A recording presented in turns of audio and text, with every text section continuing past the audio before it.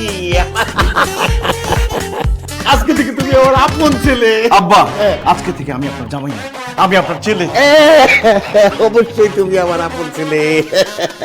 মানে তোর কপালটা এত ভালো, তুই এইরকম একটা সোনার টুকরো জামাই পাইছিস। তুই কিন্তু ভুলেও ওদের বাসায় যাওয়ার কথা চিন্তাই করিস না, মনেই আনবি না।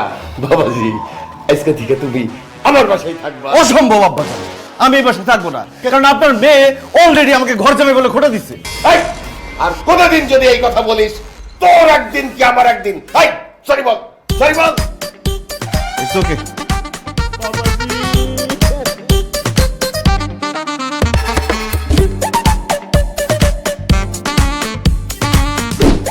আব্বাজান, আপনি কি এটা কোনো মানুষের মতো কাজ করলেন? আমি কি করছি বাবাজি? কি করছেন আমি বুঝতে পারতেছেন না, আপনি অফিসে বসছেন কেন? হ্যাঁ জামাই বাবাজি,